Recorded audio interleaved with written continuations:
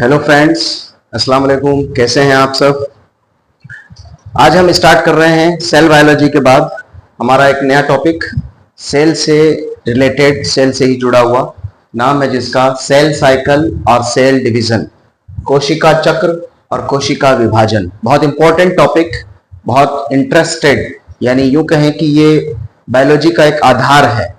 जब जब आप बायोलॉजी पढ़ेंगे आपको ये टॉपिक याद होना चाहिए, आपकी ये बात समझ में आ जानी चाहिए, ताकि जब भी आप नेक्स्ट जो भी टॉपिक पढ़ें, जब भी आपको डिवीजन की बात याद आए, तब आपको ये सारी बातें याद आनी चाहिए। ये एक ऐसा टॉपिक है, तो बहुत अच्छे से, बहुत इजी वे में समझिएगा। थोड़ा सा कॉम्प्लिकेटेड होगा लिटिल बिट, बट हम इसको बहुत इजीली, आसानी के साथ इसको समझने की कोशिश करेंगे। तो आइए स्टार्ट करते हैं। Cell cycle and cell division, दो यहां पर नाम लिखे हैं, देखें, सेल साइकिल और सेल डिवीजन। सेल साइकिल का मतलब होता है कोशिका चक्र, है ना। जैसे आपने नाम सुना होगा लाइफ साइकिल, है ना, जीवन चक्र, है ना। यानी इंसान पैदा होता है, बड़ा होता है, बूढ़ा होता है और खत्म हो जाता है।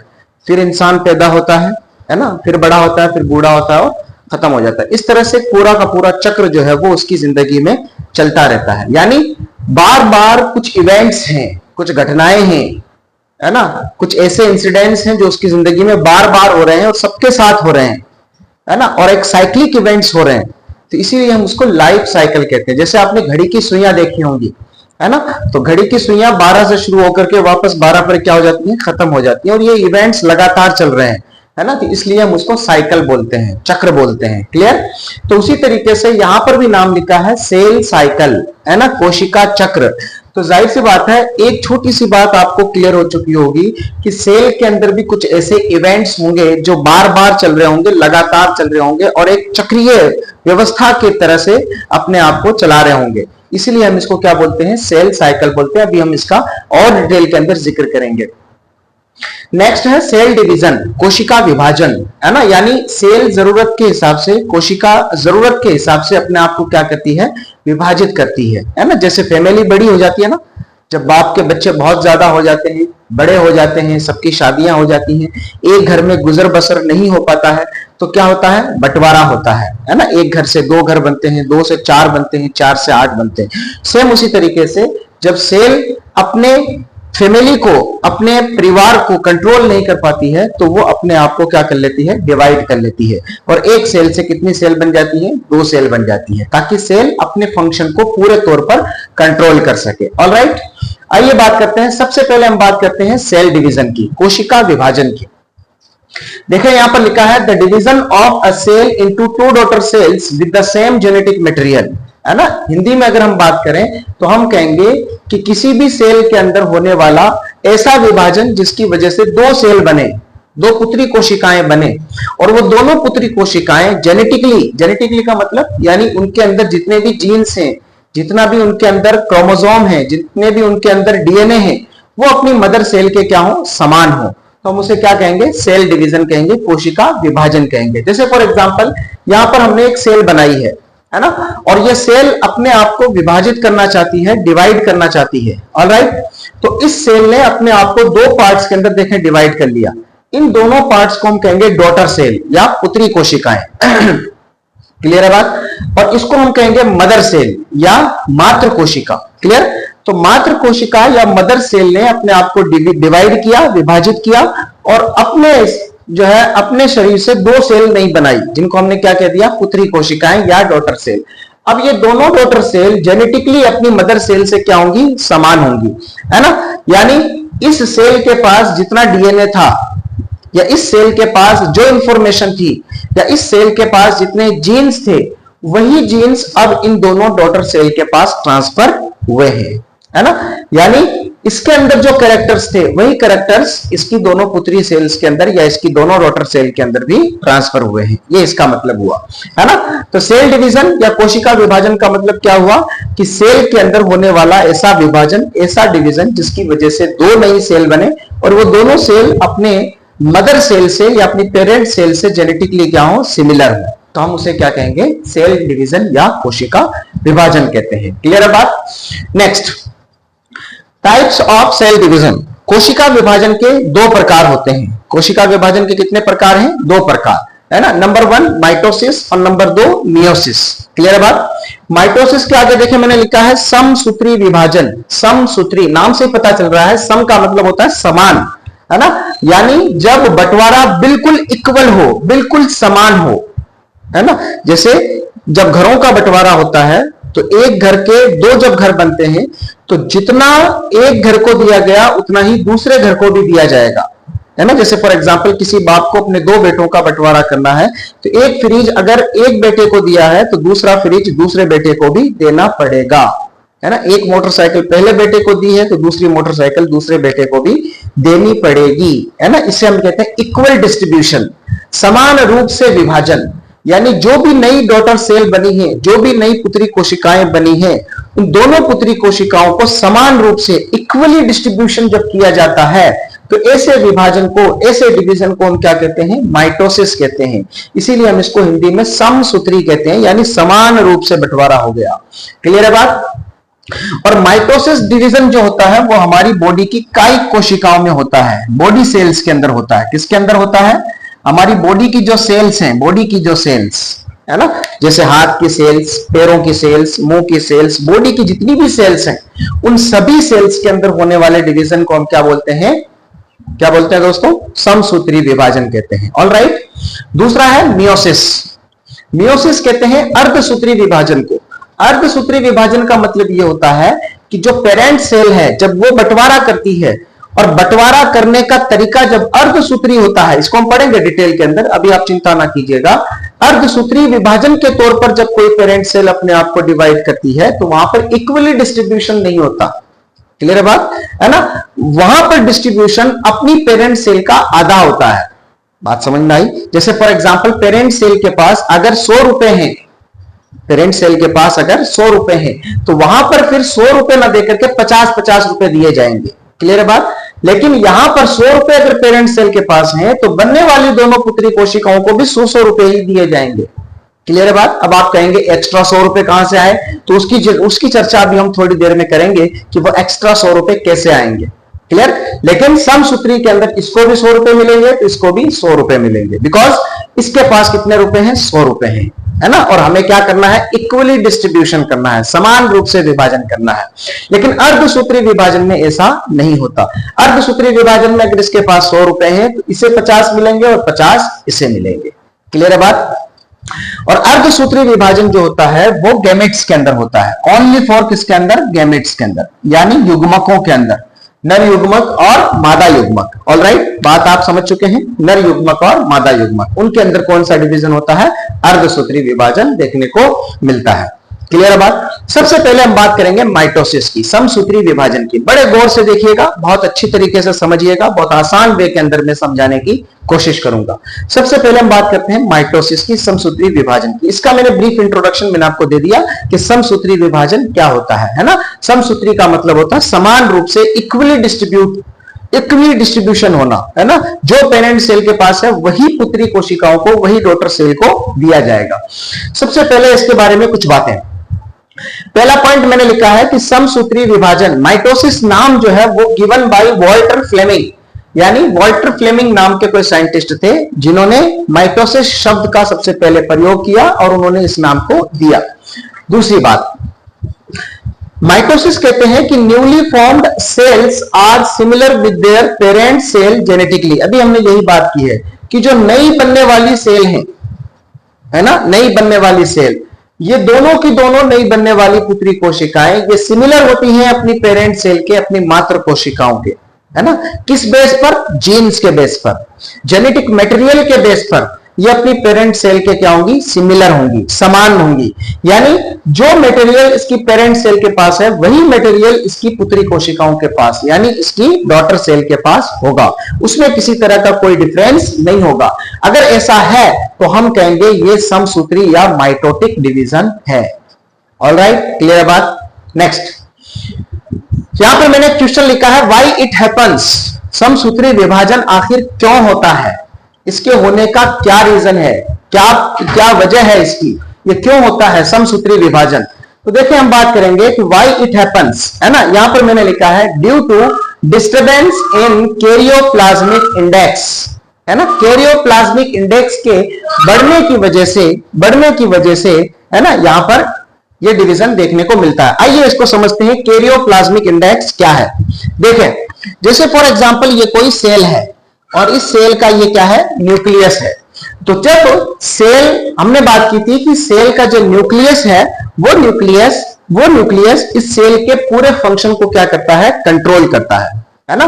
सेल के जितने भी फंक्शन हैं, सेल के जितने भी काम हैं, सेल के जो भी फंक्शन हैं, उन सभी तरह के फंक्शंस और कामों को कंट्रोल करने का काम कौन करता है, न्यूक्लियस करता है। और हमने कहा था कि न्यूक्लियस कमांडर है, डायरेक्टर ऑफ सेल है। लेकिन जब क्या होता है कि जब सेल अपने साइज में वृद्धि करती है, सेल का साइज जब लगातार क्या होता है, बढ़ता है, तो सेल का साइज बढ़ने की वजह से सेल के अंदर का जो साइटोप्लाज्म होता है वो भी क्या होता है, बढ़ता है ना।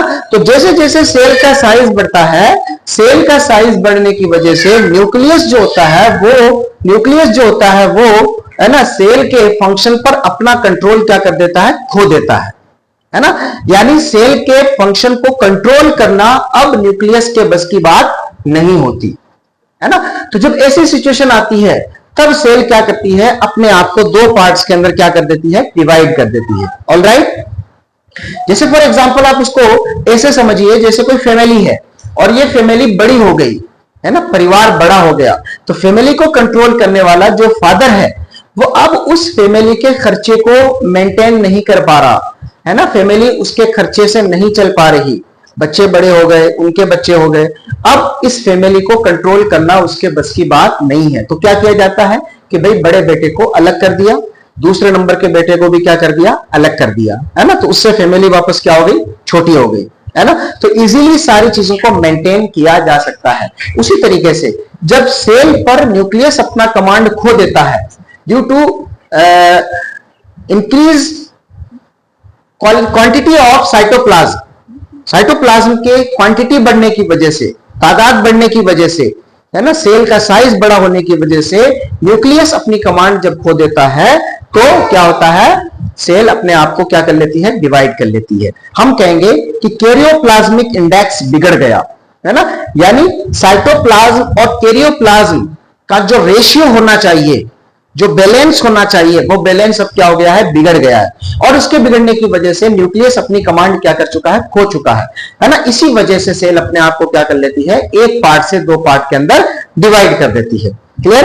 तो इसीलिए यहां पर लिखा है due to disturbance in karyoplasmic index, karyoplasmic index की गड़बड़ी की वजह से, कि डिस्टर्बेंस की वजह से सेल अपने आप को क्या कर लेती है, डिवाइड कर लेती है। क्लियर है बात। आई होप ये बात आपको बहुत अच्छे से समझ में आ चुकी होगी। तो ये तो हमने कुछ बातें की सेल डिवीजन के बारे में।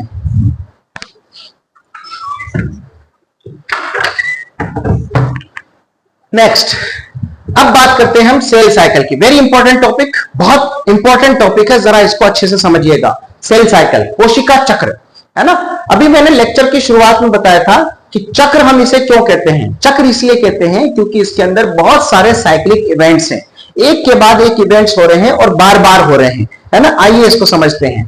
देखिए यहां पर इसकी डेफिनेशन मैंने लिखी है, the events that occurs in the cell from completion of one division until the completion of next cell division, है ना। यानी किसी सेल के अंदर होने वाले ऐसी घटनाएं या ऐसे इवेंट्स जो एक सेल साइकिल के कंप्लीट होने से लेकर दूसरे सेल साइकिल के शुरू होने के बीच में पाए जाते हैं, उन्हीं को हम क्या कहते हैं, सेल साइकिल या कोशिका चक्र कहते हैं। यह बात अभी आपको थोड़ी सी कॉम्प्लिकेटेड लगेगी, लेकिन जब हम इसको इस डायग्राम के अंदर समझेंगे तब यह बात आपको बहुत अच्छे से क्लियर हो जाएगी। और आपको जब मैं ये डायग्राम समझाऊंगा तब वापस इस डेफिनेशन पर लाऊंगा, तब आपको ये बात बहुत अच्छे से क्या हो जाएगी, क्लियर हो जाएगी।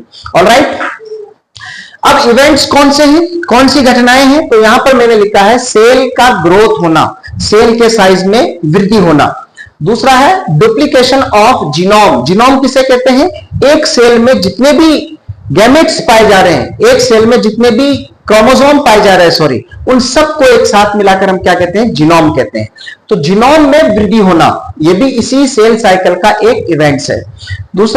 तीसरा है formation of new cell organelles, नए सेल ऑर्गेनेल्स का बनना, यह भी इसी इवेंट्स का एक हिस्सा है। क्लियर? तो ये बहुत सारे अलग अलग इवेंट्स हैं, घटनाएं हैं जो किसी सेल साइकिल के अंदर लगातार हो रही होती है, एक के बाद एक। इन्हीं को हम क्या बोलते हैं? सेल साइकिल बोलते हैं। क्लियर है बात? सेल साइकिल की 3 फेजेस होती हैं, 3 अवस्थाएं होती हैं। कितनी अवस्थाएं होती हैं? 3 अवस्थाएं। इनको बहुत अच्छे से आप, सॉरी 2 अवस्थाएं होती हैं, इन्हें आप बहुत अच्छे से याद रखिएगा। 2 अवस्थाएं देखिए, यहां पर मैंने लिखा है इंटरफेज और एम फेज। इंटर का मतलब होता है बीच में, है ना? इंटरफेज को हिंदी में हम बोलते हैं अंतरावस्था, और एम फेज को हम बोलते हैं सूत्री विभाजन, है ना?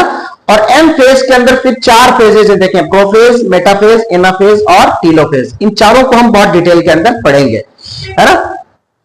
और जब ये दोनों फेज कंप्लीट हो जाती हैं, कौन कौन सी? इंटरफेज और एम फेज। जब ये दोनों फेजेस कंप्लीट हो जाती हैं तो एक फेज आती है जिसको हम क्या बोलते हैं? साइटोकाइनेसिस। घबराने की आपको बिल्कुल जरूरत नहीं है। जैसे जैसे हम इस टॉपिक में आगे बढ़ेंगे, जैसे जैसे हम इस टॉपिक को कवर करेंगे, सारी बातें आपको बहुत इजीली समझ में आ जाएंगी। क्लियर है बात? फिलहाल आप इसको समझते चलिए। तो सबसे पहले क्या होगा? इंटरफेज। दूसरा क्या होगा? M phase. एम फेज के अंदर कितनी? 4, प्रोफेज, मेटाफेज, एनाफेज और टीलोफेज। क्लियर? और इन दोनों के कंप्लीट होने के बाद क्या आएगा? साइटोकाइनेसिस। साइटो का मतलब होता है सेल, काइनेसिस का मतलब होता है टूटना, सेल का 2 भागों में टूट जाना। क्लियर? और जो ये आपकी एम फेज है, एम फेज, इसी को हम कैरियोकाइनेसिस भी बोलते हैं। कैरियो मतलब होता है न्यूक्लियस। कैरियो का मतलब क्या होता है? न्यूक्लियस, यानी न्यूक्लियस का टूटना, है ना? बेसिकली हम पढ़ रहे हैं सेल के डिवीजन को। एक कंसेप्ट आप यहां पर तैयार कीजिए, इन सब का बेसिक जो है वो है सेल डिवीजन। यहां पर इसको समझिए। जैसे फॉर एग्जांपल ये कोई सेल है, ये सेल अपने आप को डिवीजन करना चाहती है, अपने आप को विभाजित करना चाहती है, तो सबसे पहले ये इंटरफेज अवस्था से होकर के गुजरेगी। ये इंटरफेज क्या है अभी हम बात करेंगे। क्लियर? इंटरफेज अवस्था कंप्लीट होने के बाद ये सेल अगर माइटोसिस डिवीजन करना चाहती है तो ये सूत्री विभाजन करेगी, यानी एम फेज से होकर के गुजरेगी। और एम फेज की सबसे पहली अवस्था आएगी प्रोफेज, जिसे हम हिंदी में पूर्वावस्था बोलते हैं। पूर्व का मतलब होता है पहले। मेटाफेज जिसे हम मध्यावस्था बोलते हैं, है ना? एनाफेज, है ना? और टीलोफेज। क्लियर? इन 4 अवस्थाओं से होकर के जब गुजर जाएगी सेल, है ना, ये चारों इवेंट्स पूरे हो जाएंगे तो हम कहेंगे कि सेल का जो न्यूक्लियस था, न्यूक्लियस इसने अपने आप को क्या कर लिया है? डिवाइड कर लिया है और 2 न्यूक्लियस में विभाजित हो चुका है। इसीलिए हम इसको क्या कहेंगे? कैरियोकाइनेसिस, यानी न्यूक्लियस का डिवीजन हो चुका, है ना? जैसे फॉर एग्जांपल न्यूक्लियस का अगर डिवीजन हो जाएगा तो यहां पर कितने न्यूक्लियस हो जाएंगे? 2 न्यूक्लियस हो जाएंगे। ऑलराइट? तो कैरियोकाइनेसिस के बाद में अब सिंपली क्या करना है? हमें इस सेल को 2 भागों में डिवाइड करना है, एक सेल इधर और एक सेल इधर, यानी साइटोप्लाज्म को हमें 2 भागों में क्या करना है? डिवाइड करना है। क्लियर है बात? तो साइटोप्लाज्म अपने आप ही जब 2 भागों में विभाजित हो जाएगा तो एक सेल इधर बन जाएगी और दूसरी सेल इधर बन जाएगी, और इन दोनों सेल के बाद अपना अपना क्या हो जाएगा? न्यूक्लियस हो जाएगा। क्लियर? और एक बात अभी मैंने आपको और बताई थी कि सेल का डिवीजन क्यों हो रहा है? क्योंकि न्यूक्लियस अपनी कमांड खो चुका है ना?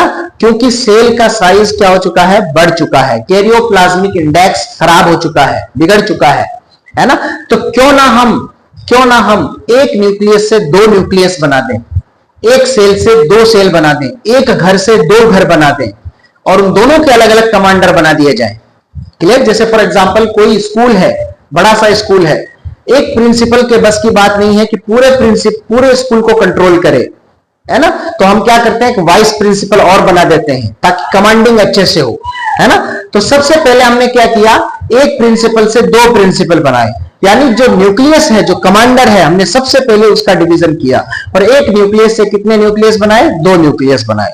और उसके बाद में हमने सेल को क्या कर दिया? डिवाइड कर दिया। जैसे घर के बीच में पार्टीशन डाल देते हैं और एक घर से कितने घर बना देते हैं? 2 घर बना देते हैं। उसी तरीके से सिर्फ जब न्यूक्लियस का डिवीजन हो गया तो अब सेल के बीच में क्या कर दिया? पार्टीशन डालकर सेल को 2 पार्ट्स में डिवाइड कर दिया और हमने कहा कि ये सेल क्या हो गई? डिवाइड हो गई, यानी इसका साइटोकाइनेसिस कर दिया। ऑलराइट? बात क्लियर है? तो ये कुछ बातें थी सेल साइकिल के बारे में। सबसे पहले हम बात करते हैं इंटरफेज की। देखिए, हमने कहा था कि सेल साइकिल की 2 फेजेस, इंटरफेज और एम फेज, और फिर उसके बाद में कौन आएगी? साइटोकाइनेसिस। सबसे पहले हम बात करते हैं इंटरफेज की, यानी अंतरावस्था। देखिए अंतरावस्था के बारे में। तो अंतरावस्था क्या है? अंतरावस्था का मतलब यह है बीच की अवस्था। है ना, बीच की अवस्था। देखें most active phase of cell cycle, कोशिका चक्र की सबसे सक्रिय अवस्था यही है। बिकॉज इसी अवस्था में सेल अपनी सभी तरह की तैयारियां पूर्ण करती है, जो भी उसे तैयारी करनी है बंटवारे की। बंटवारा भाई ऐसे तो नहीं होता, बंटवारा करने के लिए भी बहुत सारा सामान चाहिए। जैसे अभी मैंने एग्जांपल दिया, किसी फादर के 2 बच्चे हैं और उन दोनों बच्चों का वो इक्वली डिस्ट्रीब्यूशन करना चाहता है, समान रूप से बंटवारा करना चाहता है ना। तो ऐसा तो नहीं है कि आज प्लान बनाया और फिर बंटवारा कर दिया, ऐसा पॉसिबल नहीं है। वो पहले क्या करेगा, कमाएगा, कमा करके उन दोनों बच्चों के लिए घर बनाने की तैयारी करेगा। उन दोनों के घर बन जाने के बाद उस घरों का जो सामान है, जो जरूरत का सामान है, बर्तन है, फ्रिज है, कूलर है, एसी है ना, बाइक है, जो भी उनकी जरूरत का सामान है उसे क्या करेगा, वो जमा करेगा। जब सारी चीजें जमा हो जाएंगी तब उन सारी चीजों का वो इक्वली डिस्ट्रीब्यूशन करेगा। अगर एक वॉशिंग मशीन पहले बेटे को दी है तो दूसरी वॉशिंग मशीन दूसरे बेटे को भी दी जाएगी, है ना। एक गाड़ी अगर पहले बेटे को दी है तो दूसरी गाड़ी दूसरे बेटे को दी जाएगी। एक प्याली अगर पहले बेटे को दी है तो दूसरी प्याली दूसरे बेटे को भी दी जाएगी, है ना। यानी कहने का मतलब यह है कि वो बाप पहले पूरे सामान को जमा करेगा और जमा करके डिवीजन की तैयारी करेगा, और जब तैयारी कंप्लीट हो जाएगी, है ना, तैयारी कंप्लीट हो जाएगी तब जाकर के वो डिवीजन का फैसला करेगा, है ना। तो हम कहेंगे कि डिवीजन से पहले वो बाप सबसे ज्यादा सक्रिय रहा, बहुत ज्यादा एक्टिव रहा। एक्टिव किस बेस पर रहा, जमा करने में, है ना। अगर उसे 5 घंटे काम करने की जरूरत थी उसने 7 घंटे काम किया, 7 घंटे काम करने की जरूरत थी उसने 10 घंटे काम किया, है ना। क्यों, क्योंकि उसे अपने फैमिली का क्या करना है, बंटवारा करना है ना। और जब बंटवारे का समय हो जाएगा, जब बंटवारा कर दिया जाएगा तब वो अब एक्टिव नहीं रहेगा, बिकॉज अब उसने अपना काम कर दिया है। क्लियर है बात। आइए बात को समझते हैं। तो इसीलिए यहां पर लिखा है कि most active phase of cell cycle, ये सेल साइकिल की कोशिका चक्र की सबसे सक्रिय अवस्था है। Between 2 M phase, 2 M phase के बीच में आती है ये, यानी एक एम फेज, एम फेज का मतलब प्रोफेज, मेटाफेज, एनाफेज और टीलोफेज। एक एम फेज कंप्लीट हुआ, फिर क्या आया, इंटरफेज, है ना, फिर एम फेज, फिर इंटरफेज। इस तरह से 2 एम फेज के बीच में आती है ये। Next, in this phase cell ready for new cell cycle. अभी अभी मैंने बात की कि सेल साइकिल के लिए, कोशिका चक्र को चलाने के लिए अपने आप को क्या करती है, तैयार करती है। जैसे एक बाप अपने आप को तैयार करता है डिवीजन के लिए, उसी तरीके से यहां पर भी सेल अपने आप को तैयार करती है। अब सेल तैयारी कैसे करती है, अपने सेल ऑर्गेनेल्स को बढ़ाकर। एक माइटोकॉन्ड्रिया था, 2 माइटोकॉन्ड्रिया कर लिए, क्योंकि उसे 2 सेल बनानी है और दोनों के अंदर माइटोकॉन्ड्रिया को भेजना है, एक इसके अंदर एक इसके अंदर। क्लियर है बात, है ना। जितना डीएनए मटेरियल उसके पास था उसको क्या कर लेगी, ये डबल कर लेगी। क्या कर लेगी, डबल। आधा डीएनए इसको दे दिया, आधा डीएनए इसको दे दिया। क्लियर है बात। साइटोप्लाज्म थोड़ा सा था, उसको क्या कर लिया, बढ़ा लिया। आधा साइटोप्लाज्म इसको दे दिया, आधा साइटोप्लाज्म इसको दे दिया। क्लियर है बात। तो ये सेल की तैयारी है, ये सेल की क्या है, तैयारी। न्यूक्लियस एक था, न्यूक्लियस 2 कर लिए, एक न्यूक्लियस इस सेल को, दूसरा न्यूक्लियस इस सेल को दे दिया, है ना। तो ये सेल की तैयारी है और ये सारी की सारी तैयारियां इसी इंटरफेज के अंदर हो रही होती है और सेल अपने आप को इसी फेज के अंदर तैयार करती है। क्लियर। तो इसीलिए यहां पर लिखा है in this phase cell ready for new cell cycle. Cell अपने आप को तैयार करती है नए सेल चक्र के लिए, नए कोशिका चक्र के लिए। नेक्स्ट, इट हैज 3 सब फेजेस। इसकी भी 3 उप अवस्थाएं हैं। कितनी उप अवस्थाएं हैं, 3 उप अवस्थाएं। नंबर 1 G1, नंबर 2 S और नंबर 2 G2। सबसे पहले देखें G1 फेज या गेप फेज। गेप फेज इसलिए कहते हैं गेप फेज, यानी ये गेप फेज या इसे प्री डीएनए सिंथेसिस फेज भी कहते हैं, है ना। पूर्व डीएनए संश्लेषण अवस्था, पूर्व डीएनए संश्लेषण अवस्था, है ना, यानी डीएनए के निर्माण से पहले की अवस्था है ये। अभी फिलहाल आप इतना समझिए, जब हम इसकी बात करेंगे तब आपको ये सारी बातें बहुत अच्छे से समझ में आएंगी। फिलहाल हम इसका मतलब समझते हैं। प्री का मतलब होता है पूर्व, डीएनए का मतलब डीएनए और सिंथेसिस का मतलब होता है निर्माण। डीएनए के निर्माण से पहले की अवस्था जिसे हम क्या कहते हैं, G1। क्लियर। दूसरी आती है एस फेज या जिसे हम संश्लेषण अवस्था या सिंथेसिस फेज भी बोलते हैं।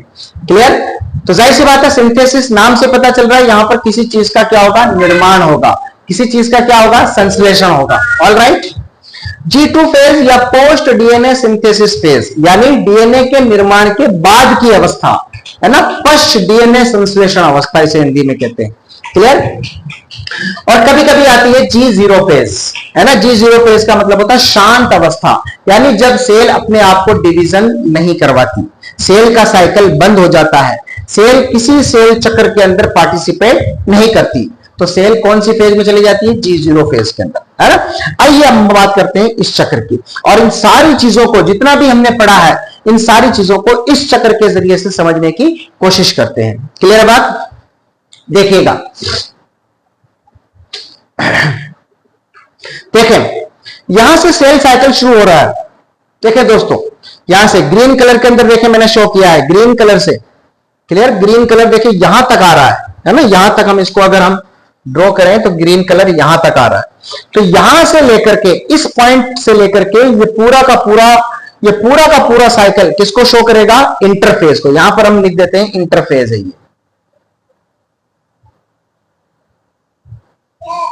ये पूरा का पूरा क्या है, इंटरफेज। इंटरफेज का मतलब क्या होता है, अंतरावस्था है ये। इंटरफेज का मतलब क्या है, अंतरावस्था। देखें, अभी हमने क्या कहा था कि अंतरावस्था के अंदर 3 फेजेस होती हैं, याद है आपको। अंतरावस्था में कितनी फेजेस है, 3 फेज, G1, S और G2, है ना। Pre DNA synthesis, post DNA synthesis. Hindi में अगर हम बात करें तो पूर्व डीएनए संश्लेषण अवस्था, पश्च डीएनए संश्लेषण अवस्था, और कभी कभी G0 यानी शांत अवस्था। क्लियर। आइए बात करते हैं। सबसे पहले हम बात करते हैं G1 फेज। देखिए यहां पर G1 फेज और इंट्रावस्था, इंटरफेज जितनी भी है, यहां से लेकर के यहां तक, इसको अगर मैं इस तरह से डिकोड कर दूं, ये इस तरह से यहां से लेकर के यहां तक, तो ये सबसे सक्रिय अवस्था है। इस पूरी जिंदगी के अंदर, इस पूरी फेज के अंदर सेल अपने आप को डिवीजन के लिए तैयार करती है। जैसे एक फैमिली का बाप, एक पिता पूरी जिंदगी अपने बेटों के, अपने फैमिली के, अपने परिवार के डिवीजन के लिए तैयारी करता है, सक्रिय रहता है, एक्टिव रहता है, उसी तरीके से यहां से लेकर के यहां तक ये सेल अपने डिवीजन के लिए अपने आप को क्या करती है, तैयार करती है ना। अपने सेल ऑर्गेनेल्स को बढ़ाती है, अपने साइटोप्लाज्म को बढ़ाती है, अपने डीएनए को बढ़ाती है। क्लियर। और तब जाकर के ये क्या करती है, डिवीजन करती है। तो देखिए, सबसे पहले हम बात करते हैं G1 फेज की, है ना। G1 फेज को हम क्या कहते हैं, प्री डीएनए सिंथेसिस फेज, है ना। इसको आप यूं समझिएगा कि हम किसी सेल को देख रहे हैं, छोटी सी सेल है, जैसे फॉर एग्जांपल ये सेल है ना, ये अभी कोई सेल है, इस सेल को हम देख रहे हैं, है ना। इस सेल को हम क्या कर रहे हैं, देख रहे हैं। या इसको आप इस एग्जांपल के थ्रू भी समझ सकते हैं। ये कोई सेल है और इस सेल का ये न्यूक्लियस है, और इस न्यूक्लियस के अंदर ये क्या पड़ा हुआ है, क्रोमेटिड पड़ा हुआ, जिससे क्या बनना है, डीएनए बनना है। आपने पढ़ा है। और डीएनए से क्या बनने हैं, क्रोमोसोम बनने हैं। क्या बनने हैं, क्रोमोसोम। क्लियर। जिसको हम क्या बोलते हैं, देखें, क्रोमेटिड्स। अब ये सेल अपने आप को डिवीजन करवाना चाहती है ना। तो ये क्या करेगी, सेल साइकिल में जाएगी। सेल साइकिल में जाने का मतलब ये सबसे पहले इंटरफेज में जाएगी। इंटरफेज में जाने का मतलब क्या हुआ, ये सेल डिवीजन के लिए अपने आप को तैयार करना शुरू करेगी। तैयार करना शुरू करने का मतलब क्या है कि ये सेल पड़ी पड़ी अपने इस क्रोमेटिड की संख्या को बढ़ाएगी, ये सेल पड़ी पड़ी अपने साइटोप्लाज्म की संख्या को बढ़ाएगी, ये सेल पड़े पड़े अपने सेल ऑर्गेनेल की संख्या को क्या करेगी, बढ़ाएगी। क्लियर। इसे हम क्या बोलते हैं, इंटरफेज। जब ये सारे काम हो जाएंगे तब ये सेल अपने इस न्यूक्लियस को सबसे पहले क्या करेगी, डिवाइड करेगी। और न्यूक्लियस को डिवाइड करके ये आधा डीएनए इस सेल को, आधा डीएनए इस सेल को। और जब न्यूक्लियस का डिवीजन हो जाएगा तब ये सेल अपने साइटोप्लाज्म को क्या करेगी, डिवाइड करेगी, जिसे हम क्या बोलेंगे, साइटोकाइनेसिस। आइए देखते हैं। तो सबसे पहले वो सेल G1 फेज में जाएगी। किसमें जाएगी, अभी ये सेल यहां पड़ी हुई है, देखें, इसको यहां पर ऐसे भी समझ सकते हैं। ये सेल अभी यहां पर है ना, ये सेल, ये वाली सेल मैंने कहां पर ड्रॉ कर दी, यहां पर, है ना। अब इस सेल के दिमाग में आ गया कि यार अपने आप को डिवीजन करवाना है, बहुत हो गया, है ना। अब मेरे बस की बात नहीं है कि हम साइटोप्लाज्म के फंक्शन को या सेल के फंक्शन को मेंटेन कर सकें, अब डिवीजन करते हैं। तो ये सेल सबसे पहले G1 फेज में जाएगी। है ना। और G1 फेज में जाकर के ये क्या करेगी, सबसे पहले अपने आप को मेटाबॉलिकली एक्टिव करेगी, उपापचयी रूप से अपने आप को क्या करेगी, सक्रिय करेगी, है ना। सक्रिय करने का मतलब ये हुआ कि ये अपने सेल ऑर्गेनेल्स, अपने साइटोप्लाज्म, अपने जीनोम को बढ़ाने के लिए अपने आप को तैयार करेगी। क्लियर है बात, है ना। और क्या करेगी, ग्रोथ करेगी, अपने साइज में क्या करेगी, वृद्धि करेगी। और क्या करेगी, नए सेल ऑर्गेनेल्स को बनाएगी। यहां पर देखिए मैंने लिखा है फॉर्मेशन ऑफ न्यू ऑर्गेनेल्स, नए ऑर्गेनेल्स को क्या करेगी, बनाएगी। और क्या करेगी, formation of new RNA and protein, कुछ नए आरएनए और नए प्रोटीन्स का क्या करेगी, निर्माण करेगी। क्लियर बात, क्योंकि आरएनए क्या करता है, सूचनाओं को भेजने का काम करता है। प्रोटीन क्या करती है, नए डीएनए को बनाने में मदद करती है। क्लियर। और इन सब कामों की वजह से अल्टीमेटली सेल में क्या होगी, ग्रोथ होगी, सेल के साइज में क्या होगी, वृद्धि होगी। क्लियर बात। अब ये सेल G1 से कहां चली गई, एस फेज में। कहां चली गई, एस फेज में, है ना। दूसरी फेज हमने कहा था ना, एस फेज। तो एस फेज, एस का मतलब ही सिंथेसिस है। सिंथेसिस का मतलब होता है बनना। यहां पर क्या बनेगा, डीएनए का रेप्लिकेशन होगा। डीएनए का क्या होगा, रेप्लिकेशन।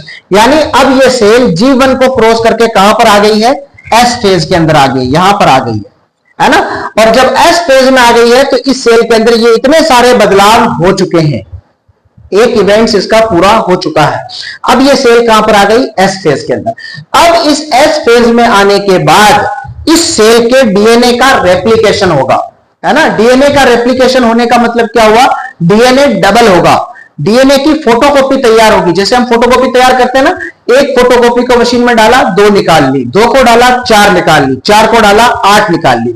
उसी प्रकार से ये सेल अपने डीएनए का क्या करेगी, रेप्लिकेशन करेगी। यहां पर देखिए, ये यहां पर इसका पूरा का पूरा डीएनए था, क्रोमेटिड था, इसको यहां पर इसने क्या कर लिया, डबल कर लिया। यहां पर आपको एक क्रोमेटिड नजर आ रही है, यहां पर अब हमें कितनी क्रोमेटिड्स नजर आ रही हैं, 2 क्रोमेटिड्स नजर आ रही हैं। तो 2 क्रोमेटिड्स कैसे बन गई, बिकॉज डीएनए की संख्या क्या हो गई, बढ़ गई। क्यों, क्योंकि डीएनए का रेप्लिकेशन हुआ है, डीएनए की प्रतिकृति हुई है, डीएनए की फोटोकॉपी तैयार हुई है। क्लियर। अब सवाल ये उठता है कि डीएनए की फोटोकॉपी क्यों तैयार हुई है। तो डीएनए की फोटोकॉपी दोस्तों इसलिए तैयार हुई है क्योंकि इन दोनों सेल के पास समान रूप से डीएनए का जाना जरूरी है। अगर समान रूप से डीएनए जाएगा तब ये जेनेटिकली अपनी पेरेंट सेल से सिमिलर होंगी, ये बात हम पहले ही कर चुके हैं। अगर डीएनए इनके अंदर समान रूप से नहीं जाएगा तो ये दोनों अपने पेरेंट सेल से जेनेटिकली रूप से समान नहीं होंगी। और अगर ये पेरेंट सेल से जेनेटिकली रूप से समान नहीं होंगी तो फिर हम इसे समसूत्री विभाजन नहीं कहेंगे। क्लियर है बात, ये बात क्लियर हो चुकी। देखिए आगे, तो यहां पर देखें, इसने अपने डीएनए का क्या किया, फोटोकॉपी तैयार करके 2 क्रोमेटिड्स बना ले। यहां पर देखिए मैंने लिखा 2 क्रोमेटिड्स। क्लियर।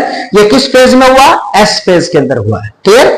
इसलिए हमने यहां पर लिखा डीएनए का यहां पर क्या होगा, रेप्लिकेशन होगा। सेंट्रियोल का डुप्लीकेशन होगा इसी फेज के अंदर। सेंट्रियोल 1 से कितने हो जाएंगे, 2 हो जाएंगे, है ना। हमने पढ़ा था कि सेंट्रियोल जो होता है वो पेयर्स में होते हैं। देखें इस तरह से 90 डिग्री के एंगल पर ये दोनों के दोनों सेंट्रियोल पाए जाते हैं, है ना। 2 होते हैं, लेकिन यहां पर 2 से कितने हो जाएंगे, 4 हो जाएंगे। यहां पर देखें, ये 2 सेंट्रियोल मैंने बना रखे हैं जो एक दूसरे के 90 डिग्री के एंगल पर हैं, लेकिन इन्होंने भी अपने आप को क्या कर लिया है, डबल कर लिया है। एक ऊपर और दूसरा नीचे, एक यहां पर आ जाएगा और दूसरा यहां पर आ जाएगा।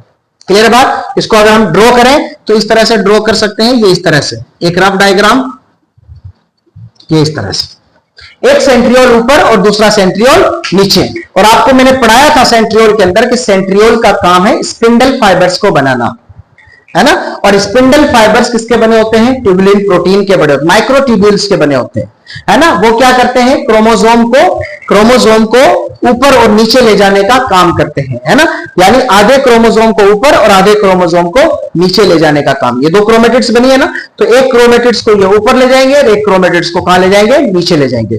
क्योंकि क्रोमेटिड्स के ऊपर जो ये सेंट्रोमियर है, बीच की घुंडी जो है, इसके ऊपर हमने बात की थी कि काइनेटोकोर नाम की एक प्रोटीन, एक अंकुड़ी होती है जिसके ऊपर ये स्पिंडल फाइबर अटक जाते हैं और अटक कर इस क्रोमोसोम को क्या कर लेते हैं, ऊपर खींच लेते हैं, और नीचे वाला क्रोमोसोम को क्या कर लेता है, नीचे खींच लेता है। इस तरह से क्रोमोसोम का क्या हो जाता है, बंटवारा हो जाता है। क्लियर। इसको हम देखेंगे। और तो सेंट्रियोल का क्या होता है, डुप्लीकेशन होता है। मगर याद रखिएगा, no change in number of chromosome, chromosome की संख्या में किसी प्रकार का कोई बदलाव नहीं होता। अगर क्रोमोसोम इसके पास 46 हैं, अभी भी इसके पास क्रोमोसोम की संख्या कितनी है, 46 ही है, उसकी संख्या में किसी प्रकार का कोई इजाफा नहीं हुआ है। क्लियर है बात? सिर्फ इजाफा किसमें हुआ है, डीएनए में हुआ है ना? सिर्फ इजाफा किसमें हुआ है, डीएनए में। क्रोमोसोम की संख्या में किसी प्रकार का कोई इजाफा नहीं हुआ। क्लियर है बात? तो ये हो गया एस फेज के अंदर। ये सेल जब एस फेज के अंदर आई तो इसका डीएनए बढ़ चुका है, इसका सेंट्रियोल भी बढ़ चुका है, इसके क्रोमोसोम में किसी प्रकार का कोई बदलाव नहीं हुआ। अब ये सेल एस फेज से होती हुई कहां चली गई, G2 फेज के अंदर चली गई। कहां चली गई, G2 फेज के अंदर। और ये सेल अब यहां पर आ चुकी है फाइनली, है ना? अब फाइनली जब ये सेल G2 फेज के अंदर आएगी तो इस सेल के अंदर जो भी बदलाव हुए हैं अब तक, यहां से लेकर के यहां तक, उन सारे बदलावों की चेकिंग की जाएगी, है ना? जैसे बाप ने पूरी जिंदगी तैयारी की बंटवारे की, अब फाइनली जब बंटवारे का समय आया है उससे पहले वो फाइनली चेक कर रहा है कि 2 मशीनें आ गई, 2 फ्रिज आ गए, 2 गाड़ियां आ गई, 2 कुकर आ गए, 2 प्लेटें आ गई, सारी चीजें डबल डबल हो गई कि नहीं हो गई। जब सारी चीजें डबल हो गई तो उसकी चेकिंग करने के बाद फिर क्या किया जाता है, विभाजन किया जाता है। क्लियर? तो उसी तरीके से यहां पर भी देखें, उन सब चीजों की चेकिंग होगी, है ना? और क्या होगा, formation of tubulin protein. Tubulin protein microtubules को बनाने का काम करते हैं और माइक्रोट्यूब्यूल से स्पिंडल फाइबर्स बनते हैं। और अभी हमने बात की कि यही स्पिंडल फाइबर्स को बनाने का काम कौन करेगा, सेंट्रियोल। और सेंट्रियोल स्पिंडल फाइबर्स को तरकु तंतुओं को बनाएंगे और तरकु तंतु काइनेटोकोर पर जाकर के अटक जाएंगे और आधे क्रोमोसोम को ऊपर ले जाएंगे और आधे क्रोमोसोम को नीचे ले जाएंगे। तो आधे क्रोमोसोम ऊपर, आधे क्रोमोसोम नीचे, और बीच से इसका साइटोकाइनेसिस हो जाएगा, यानी इसका साइटोप्लाज्म को 2 भागों में विभाजित कर दिया जाएगा। तो आधी सेल ऊपर और आधी सेल नीचे चली जाएगी। क्लियर है बात? तो यहां तक आते आते इस सेल के अंदर देखिए इतने सारे बदलाव हो चुके हैं। यहां पर आकर के अब इंटरफेस क्या हो गई, कंप्लीट हो गई। ये सारी की सारी तैयारियां सेल ने इंटरफेस के अंदर कंप्लीट की हैं। ऑलराइट, नेक्स्ट इंटरफेस के बाद में आती है सुप्रीय अवस्था या एम फेज या माइटोसिस फेज, है ना? माइटोसिस की सबसे पहले आएगी प्रोफेज, फिर आएगी मेटाफेज, फिर आएगी एनाफेज, फिर आएगी टीलोफेज, है ना? यानी इन चारों को हम पढ़ेंगे नेक्स्ट पार्ट के अंदर, पार्ट सेकंड के अंदर, है ना? और जब ये चारों कंप्लीट हो जाएंगी तो हम कहेंगे कि कैरियोकाइनेसिस हो चुका है। इन चारों अवस्थाओं को ही हम क्या बोलते हैं, कैरियोकाइनेसिस। यानी ये न्यूक्लियस को विभाजित करने की अवस्थाएं हैं। यहां पर आकर के न्यूक्लियस का क्या हो गया, डिवीजन हो गया। अब कौन बचा, साइटोकाइनेसिस। यानी अब सिर्फ साइटोप्लाज्म को 2 पार्ट के अंदर डिवाइड करना। इसका हम अलग टॉपिक पढ़ेंगे, इसका हम अलग टॉपिक पढ़ेंगे। क्लियर है बात? तो जैसे ही साइटोकाइनेसिस होगा, इस सेल से कितनी सेल बन जाएंगी, 2 सेल। यहां पर आकर के कितनी सेल बन गई, 2 सेल बन जाएगी। क्लियर? और इस तरह से ये सेल अपने आप को क्या कर लेगी, 2 पार्ट के अंदर डिवाइड कर लेगी। यहां पर हमने लिखा है G0 फेज। कभी कभी क्या होता है कि G1 अवस्था कंप्लीट होने के बाद सेल अपने आप को G0 फेज के अंदर ले जाती है। G0 फेज का मतलब ये हुआ शांत अवस्था, कि सेल चाहती है कि डिवीजन ना किया जाए, बस, है ना, पड़े रहे शांति के साथ, कोई डिवीजन, कोई सेल साइकिल की जरूरत नहीं है ना? जैसे फॉर एग्जांपल ब्रेन के सेल जिन्हें हम न्यूरॉन कहते हैं, तो न्यूरॉन G0 फेज के अंदर होते हैं, उनके अंदर सेल डिवीजन नहीं होते, और सेल डिवीजन नहीं होंगे तो एक सेल से 2 सेल नहीं बनेंगे। क्लियर है बात? तो हम इसीलिए कहते हैं कि न्यूरॉन जब डैमेज हो जाते हैं ड्यू टू एनी रीजन, कोई चोट लग गई, न्यूरॉन डैमेज हो गए, तो नए न्यूरॉन्स का बनना पॉसिबल नहीं है। इसलिए दिमाग की चोट खतरनाक होती है ना? यहाँ के सेल डैमेज हो गए, नए सेल बन जाएंगे। क्यों? क्योंकि यहाँ के सेल डिवीजन करते रहते हैं। ये G0 फेज के अंदर नहीं जाते, G1 से कहां जाते हैं, S में आ जाते हैं, S से कहां जाते हैं, 2 में, और 2 के बाद ये माइटोसिस करते हैं, साइटोकाइनेसिस करते हैं और 2 सेल बना देते हैं। और यहां पर जितने सेल डैमेज हुए थे उस जगह पर, उन डैमेज हो चुके सेल की जगह पर नए सेल बना करके लगा दिए जाते हैं। क्लियर बात? लेकिन ब्रेन के सेल के अंदर ऐसा पॉसिबल नहीं। हार्ट के कुछ सेल, जैसे हार्ट अटैक आ गया, हार्ट के बहुत सारे सेल क्या हो गए, डैमेज हो गए। अब उन सेल की जगह पर नए सेल को बनाना पॉसिबल नहीं है, इसीलिए इंसान क्या कर जाता है, एक्सपायर हो जाता है। क्लियर? तो आई होप, मैं उम्मीद करता हूं कि ये बातें आपको बहुत अच्छे से समझ में आ गई होंगी। ये था हमारा आज का टॉपिक, जो है पार्ट 1 है। ये कौन सा है हमारा, पार्ट 1। इसका पार्ट सेकंड हम बहुत जल्दी रिकॉर्ड करेंगे। आप इसको बहुत अच्छे से एक बार और समझिएगा, है ना? इन सारी चीजों को आप थोड़ा गौर करके बहुत अच्छे से समझिए, ताकि हम जब इस पेज को पढ़ें तो ये पेज हमारे बहुत अच्छे से क्या हो जाए, क्लियर हो जाए, है ना। तो अच्छे से देखिए। Thank you very much.